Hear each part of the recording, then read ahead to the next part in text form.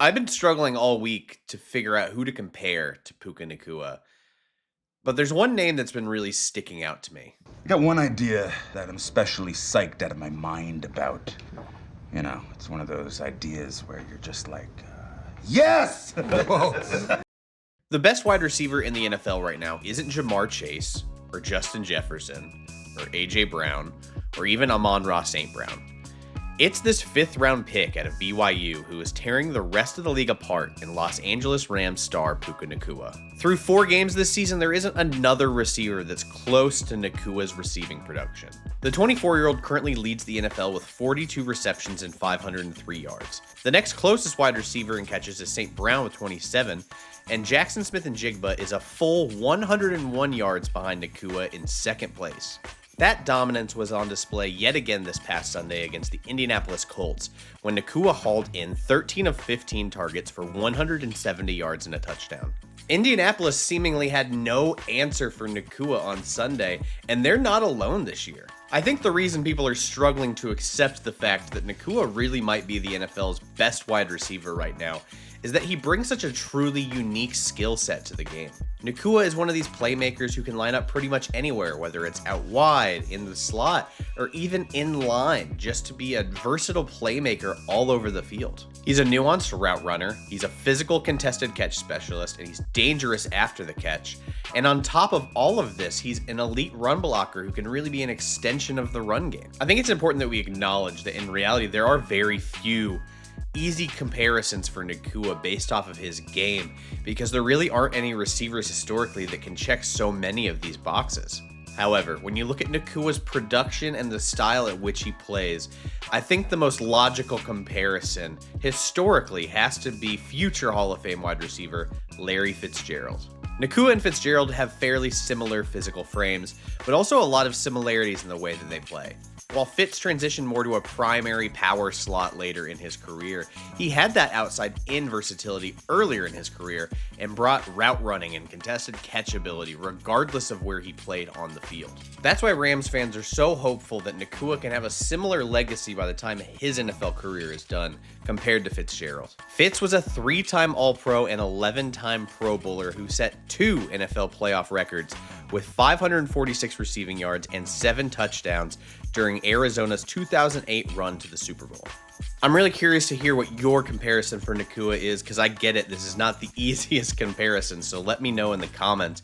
But I think at the very least, Nacua is a huge fan of Fitzgerald's game, which makes this comparison feel a bit more appropriate. Just listen to how giddy Nacua was last offseason when he got to meet Larry Fitzgerald at the NFL's Social and Branding Workshop, along with what the future Hall of Famer had to say about Nacua. To see Larry Fitzgerald and to hear their Dude, you have a big smile on your face. I know, face, I just came out of that meeting with him, and he was having so much fun. My mind's racing, and they're just explaining things, and the ability to hear from them, and it's like, it wasn't overnight success. Well, I mean, it's great. I mean, because you spend any time around Puka, you know he's different. Like, you see him on the football field, and 1,500 yards receiving as a rookie, but like when you talk to him and you look in his eyes and you see the passion and desire he has to be great in all facets of life, like you know he's going to be successful. You might be skeptical and be like, Tyler, it's just way too early to compare Nacua to a future Hall of Fame player.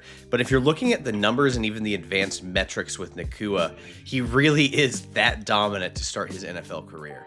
Just 1 year after leading the NFL by a wide margin with 3.23 yards per route run, he's in first again this year with an even more impressive number, coming in at 4.19 yards per route run to start the season. As it stands now, Jackson Smith-Njigba is the only other wide receiver above 4 yards per route run, and Adonai Mitchell, yes, A.D. Mitchell with the Indianapolis Colts, is in a distant third at 2.69.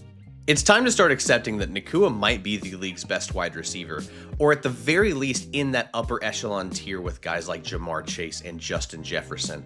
So let's dive into the film from Sunday's win against the Indianapolis Colts to give you a better understanding of how dominant Nacua really is in today's episode of Best Available.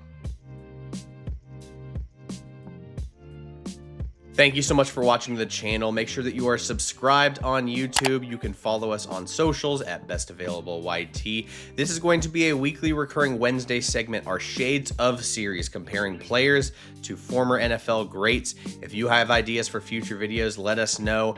For other future video suggestions, consider becoming a Film Junkies member. You get priority on video suggestions. You get access to my 2026 NFL Draft Big Board. We have bonus plays as often as we can. There's a lot of different benefits to becoming a member, so consider becoming one as well. Thank you to Stephen Kelly, who became a member this week. And with that, why don't we go ahead and dive into today's episode? We have to start with Nacua's run blocking. I'm sorry if you're a fantasy football person or someone that just really cares about the stats, but anyone that's been a regular at this channel knows that I love my wide receivers to run block. It's the one thing as a wide receivers coach I felt like I was pretty good at getting instilled into kids. We got Nacua right here. I genuinely believe he's one of the best, if not the best, run blocking wide receivers in football. And just kind of the awareness here to be able to do something like this. You know, again, an in line, just like an off wing situation.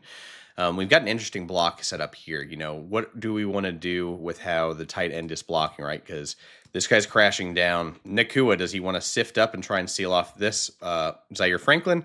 Or does he want to combo block this and allow the tight end to climb? And he decides to combo block. Maybe that is part of the scheme. That's stuff we don't know on the outside end. But what I love is once he does get fitted, like, hey, this is where grit comes into play. He's in no situation to make this a winning block. Like, his head's out, his hands are wide, all of that. But he fights through it. He gets refitted. And then he's just washing out this defender. And, you know, look at this run lane that's being created by that combo block, letting the tight end climb to the linebacker. Like, this is great execution. The Rams' run game is just so fun to watch because they really do have these wide receivers who are capable of fitting into the run block in the run game as effective assets as blockers, and just opens up the way. And I just love watching Nacua just drive this guy out of frame. That's some great stuff from Nacua. To all young wide receivers watching this tape, the most important thing you can do on your routes is to sell everything vertically. That means giving maximum effort on all of your routes. And I think that is one of the things that makes Nacua so special in the short and intermediate game. Push vertically before making your break. Obviously, Nacua's at the bottom of the screen. We've zoomed in on here so you can watch it. We're going to fast forward it. Look at just how he pushes vertically out of his release. You've got to sell that with eyes and effort. His head's down. He's really going sharp cut, you know, that's another thing about him. Like, even that's like a speed in, you know, you're not decelerating or getting the feet going for the stick cut, but by pushing vertically, you're getting Xavier Howard to bail. He's immediately in that bail technique, right? It's really hard to flip your hips back down and trigger downhill as that corner. So that's a really nice job by pushing vertically. Howard just keeps carrying up his deep assignment. And then we find a soft spot in the zone, spin move, fall forward. It's a nice little gain, and this is a pretty subtle play. We're going sequentially, but it's just one of the things that makes the great receivers great. I think the best wide receiver in football at this is A.J. Brown. There's no one, I think, better at pushing every single route like you're running a 9-ball or a go route and then getting into your break. But this is another good example of it. You got to give max effort off that release to make them believe that you are going vertical before cutting that route. I'm sorry, it's the last run blocking play, I promise. I wanted to include a couple because it's just the ways that he's just so reliable as a blocker. We've got him again on this inline wing. This is how much the Rams trust Nacua, is that they are willing to have him on these like insert blocks or just right next to the line. They want him to be an extension to that run game, and I just really enjoyed this one. This is on Nick Cross, who's a pretty damn good safety. We're going to go head up on him. We're going to engage. You know, you'd like to be a little more forward-leaning, but he's got a wide base. He's showing some aggressiveness. What I like here is, you know, he loses him again. This is the effort that comes with run blocking. So many guys I see, like, they lose, they get disengaged with, and they just kind of give up on the play. Nacua just keeps grinding that out. And Kyron, clearly, it's one thing I keep noticing whenever I watch Nacua blocking. Kyron trusts Nacua so much, he's always willing to run off of Nacua's back. Nacua does a great job of resetting and, you know, washing out cross to create a little bit of a seam. It's just one of these really small plays I really enjoy. Again, losing that block, reset, drive him out of the way, find that crease for your running back, because not every effective run block has to be a pancake. A lot of people, when they think great run blockers, think George Pickens. In reality, George Pickens just has a couple highlights where he just throws an unsuspecting corner into the dirt. Effective run blocking looks like this. It's not always pretty, it's not always highlight worthy, but it creates rushing lanes for your running back by any means necessary. And that is the kind of important play that helps a winning offense. I think a lot of offenses have found the weak link in the Colts defense, and that is Xavier Howard, number 4, the corner. Rams kept wanting to get Nacua matched up on him. So we're going to have this exit motion to force Howard to bump out to Nacua. We're going to have that here. So you see safety's calling for it. We're going to bump out coverage. So now we have that one-on-one with Howard and Nacua. And then Nacua is going to run this nice route, this little stutter. Go. That stutter, you're wanting to delay Howard's hips from flipping as much as possible. So we've got it right here. He commits inside right here. The reason we're doing this, when we're going to release outside, think about all the momentum if you're turned one way. So his hips are here. To turn your hips around and get flipped and carry that vertically. I genuinely mean this. This is something you really think about as playing wide receiver. You want these hips to be flipped in the wrong direction because that extra 1/10 of a second just to flip the hips. I'm already at full speed going on my route. You have to turn and then get to full speed, and that's where that becomes so disadvantageous. So you can see that Nacua is setting up with that stutter to get Howard to commit his hips, which he commits inside, and then we're stuttering. He's got to flip. And then you can see that extra little edge. Like Nakua's not a true vertical burner, but by flipping the hips just enough, it gives him, I mean, look at that space. By the time they're both at top speed, he has the leverage over the top. And then what I like here, flashing late hands. This probably isn't the best scenario for this because Howard sees the ball coming in, which I'll give him credit. I think that's a pretty solid job by Howard to read the ball and not the player. In situations like this, sometimes the corner will be so focused that they'll just react based off when the wide receiver shows their hands. The later you show your hands, the less time the corner has to react. Reggie Wayne in Indianapolis was one of the best I've ever seen of this. But it's just a great example of those late hands being so comfortable with it on the deep shot. But that's not the important part of this play. It is that committing of the hips. It's not something you think about a lot with wide receiver play, but being able to do that, especially when you're not a true, Tyreek Hill, Christian Watson style, like just deep threat burner, this kind of stuff can help you get that extra edge to get open for an explosive play. Another good example of pushing everything vertically, understanding where coverages are. There's just a lot of nuance in Nakua's game, who's at the top of the screen here. We have a clear zone drop.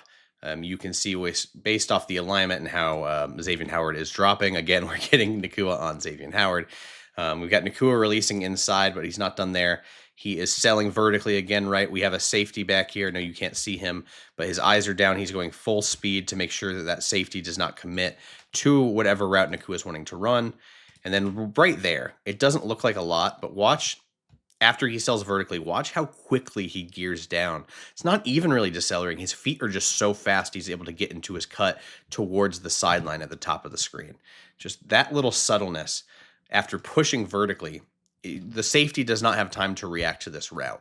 And again, doesn't look like a lot, but it creates that really, really wide open throwing window. Even if we're not, we don't really know where the safety is on the screen here, but look at all of this space. It does not get more wide open for that, especially a Hall of Fame wide receiver like Stafford, who can layer the ball over second-level defenders. Just a really, really easy pitch and catch because of that route running and understanding the zone concepts, what the safeties are trying to do. All of that makes this a really, really nice play. Sean McVay is a real wizard when it comes to, giving a defense similar looks pre-snap. So we have this exit motion again. This time Howard is not on this side of the field, but we're exit motioning, causing the defense to bump out. So we're thinking, hey, maybe he's going to run this stutter go, something like that, right? Instead, we push vertically and we've got a bozo screen. That's what I call it. It's one of these now screens where, you take a couple steps vertically to set up the timing for your blocks. Then you work back towards the ball, let those blocks develop.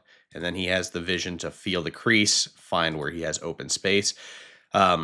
It's the one part of the Fitzgerald comparison where I think is a little dicey, but I also don't know how many guys you can really compare to this. But Nakua's yards after the catch ability is legitimately elite, and it's why they use him on the screen so often. But again, it's just that vision. It's a nice job by everyone else setting him up, but he's just so powerful after the catch. He had some legitimate snaps carrying the ball at BYU in college. It made him such an interesting prospect to scout.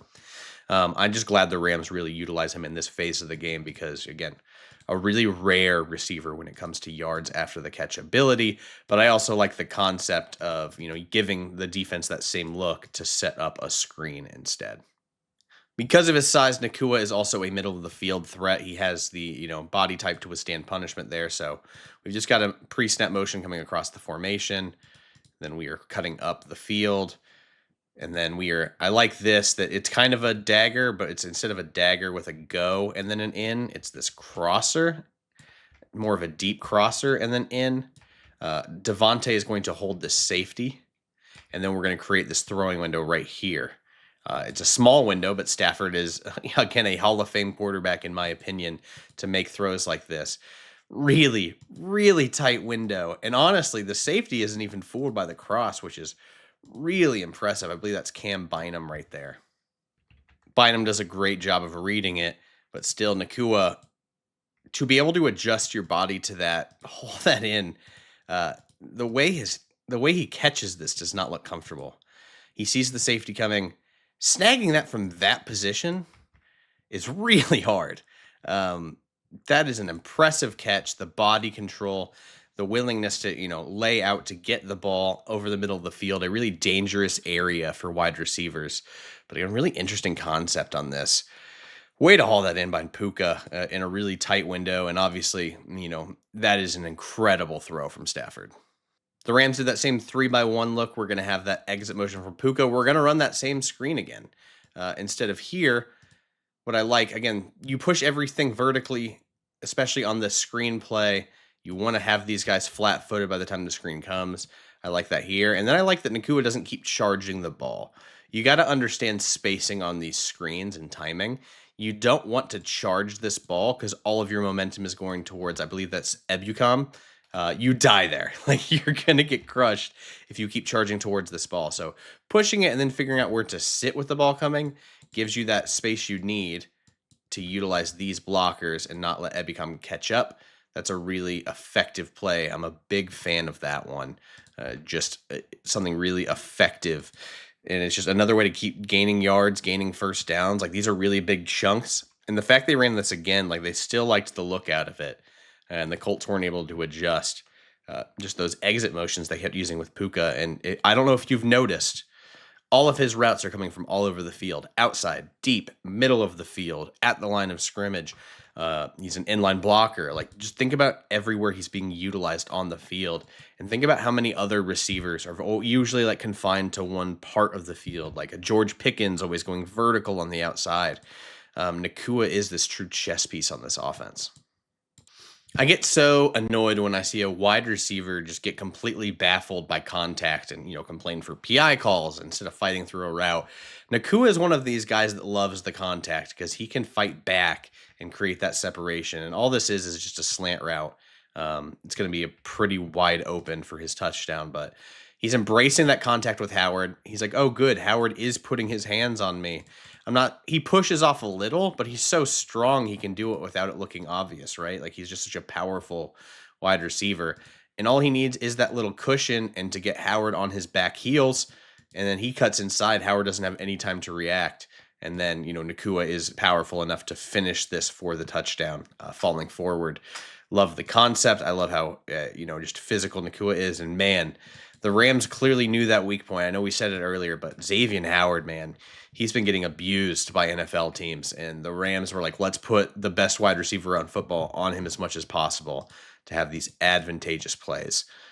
Another nice route from Nacua. I hope you understand why Nacua is now getting as much praise as he is by a lot of very, adamant analysts that watch a lot of tape. Because, again, there aren't receivers that do this many things on the football field. So many guys are so specialized in these specific routes they run, the specific parts of the field, or even the side of the ball they're on. But Nacua can really play everywhere. So I hope this video gave you a better idea of why I think he is a Larry Fitzgerald type. I wonder if later in his career he'll take that Fitzgerald arc and become exclusively this power slot kind of guy. The longevity piece is the piece that, will make this comp more appropriate if Nacua can play for a long time. Because I really do think Fitzgerald's reliability to be always on the field, not have a lot of drops, just be a very reliable player overall, is that part that I think Nacua is the last piece missing for his, quote unquote legacy. He's still only 24 years old. But that's my comparison for Nacua. Let me know who you think he most resembles in the comments. We'll be back on Friday. Depending on how Thursday night goes, we might do another Thursday night game, or I think we might dive into some film on Dante Moore, the quarterback out of Oregon, who I am just fascinated by in this very weird quarterback class. So thank you so much for watching, and we'll see you later this week.